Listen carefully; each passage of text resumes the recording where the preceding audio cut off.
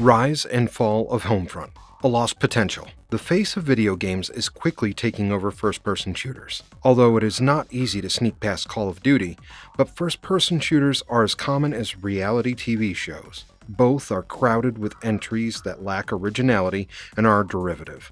Therefore, a new entry in a crowded category needs to be exceptional to stand out. First-person shooters are not unfamiliar with the idea of a war taking place on American soil, but few do it with the deadly commitment of Homefront. Its long passages that show the harshness of military control and the sufferer's despair vividly demonstrate its terrifying depiction of life in conquered America. Although the game features generic combat and a disappointing length, its thoroughly crafted environment is one of the most captivating the industry has seen in a while. Today, we'll be looking at the two games launched in this series, so buckle up, folks. Before we go into our explanation, we have a very small request. If you like our content, please support us by subscribing to our channel. This is a small click for you, but for us, it means a lot. Thank you.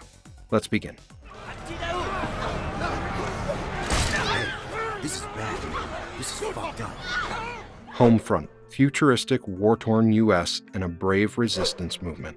Homefront, when released by THQ for the Xbox 360 in March 2011, attracted a lot of attention. Its profile was raised by the big box office style marketing effort, which helped it rise to the top of the year's most awaited titles. The game centers on a band of guerrilla fighters who are trying to release individuals who have been detained by the intruders and retake their native lands in a near-future world in which the West United States is under the control of joint Korean forces. Although the tale is more of a visit around this rich environment than a thrilling journey in and of itself, the backdrop is the campaign's major feature. Even while the individuals who travel alongside you the entire time have some interesting banter and contribute in a few intense scenes, they aren't sufficiently developed for you to worry about them. The odd friendly AI errors can be overlooked with the aid of this dissociation, but don't put too much trust in your friends. You are the operator here, as in many contemporary shooters. Strong action occurs at a steady tempo that picks up as smaller shootouts give way to bigger clashes. A covert invasion follows a spectacular mid-campaign finale, and a much-anticipated vehicle scenario near the conclusion does not disappoint.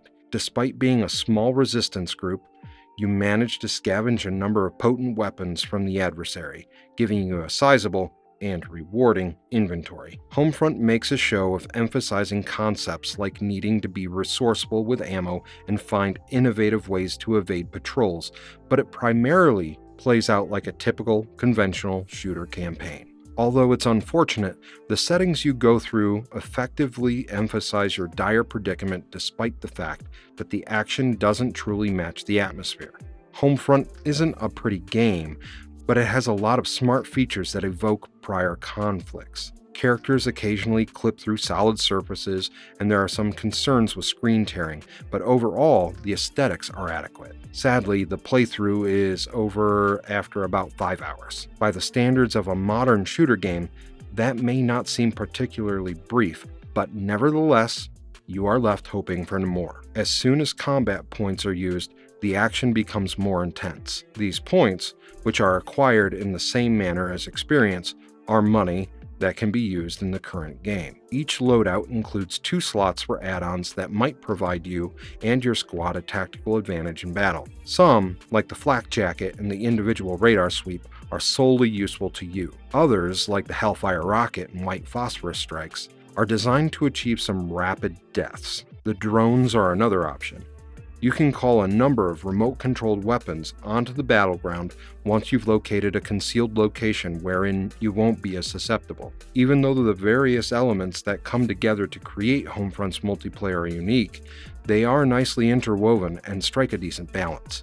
Homefront's contests have a different feel from other games' contests, and the game's richness makes for hours upon hours of action. The campaign's carefully considered and comprehensive vision of the future, however, is what makes Homefront so great. It's unusual for a game to devote this much care to its environment, and the outcome is a number of really amazing experiences that are frequently and skillfully enhanced by the soundscape. Homefront's narrative nonetheless contributes significantly to the game's attractiveness and helps set it apart from a crowded field of rivals, despite the fact that it wastes a great deal of potential for brilliance. Also, did you know the video game has gone through a degree of censorship in Japan? Notably, all references of North Korea and the Kim family have been removed, and has been banned in South Korea for depicting the reunification of the Korean peninsula by North Korea. Talk about involving politics in games.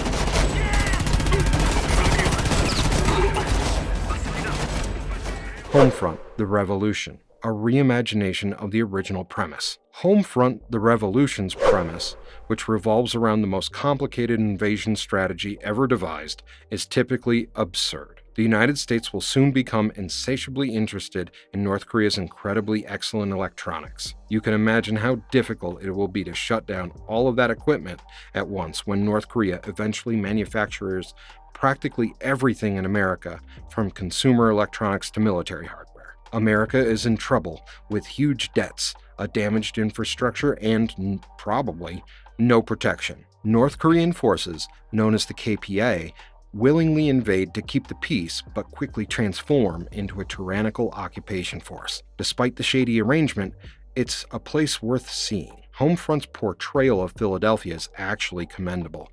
It feels more populous and livelier than New York from The Division, and traveling over the many makeshift pathways constructed by the opposition is rather enjoyable. It's a city that understands its own boundaries. Philadelphia has been divided into a number of areas in order to avoid having a genuine open world. Red zones are closed-off sections filled with security personnel and little else, serving as a barrier surrounding the considerably more intriguing yellow zones. Philadelphia's population centers are represented by the yellow zones, each of which is ripe with unrest. To appeal to the emotions of Philadelphia's residents, you must grab certain objectives throughout the city's numerous neighborhoods. This lofty goal is reduced to a very concrete hearts and minds meter.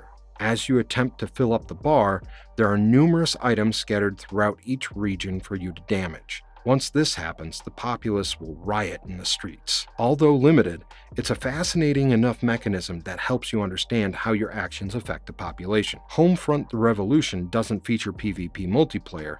Rather, you may join forces with 3 additional players online and complete a few tasks in resistance mode. Once you finish the story, these will seem quite similar, although this mode is far less lenient than the main storyline.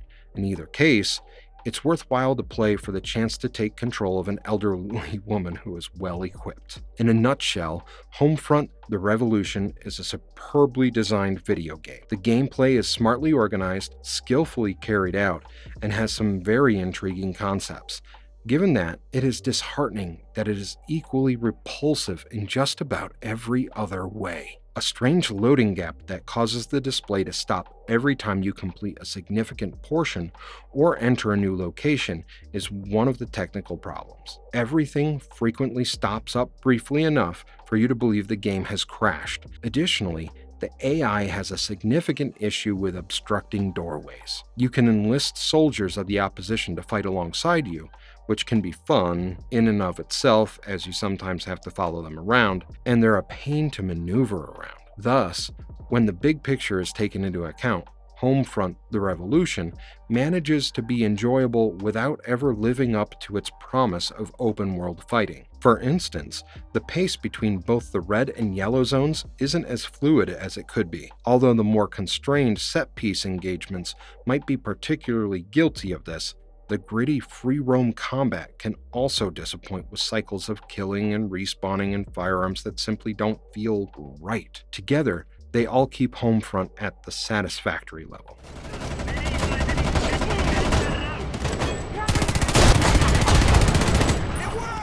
What brought about the downfall? Given that Cryptek has been developing on Homefront 2 for a number of years with the 2014 release date in mind back then, the Homefront franchise's takeover makes sense. Chaos Studios, who created Homefront but was forced to close down just shortly after the initial launch in June 2011, sold the development role to Crytek. Renowned for its first-person shooter game Crysis, Crytek made a $544,200 $218 bid for the Homefront series in an auction that liquidated the studios and assets of the dissolved publisher THQ. When the full experience is considered, Homefront The Revolution manages to be enjoyable while juggling with some setbacks. If you're looking for a shooter with a different pace, this is surely an interesting game pick. Just a few components are missing their proper place. Together, they all contribute to making Homefront a memorable yet doomed series. And if you liked our content, don't forget to leave a like and subscribe to us if you haven't already. Have a good one and be safe. Thanks, everyone. You ready? Today, independence is reborn.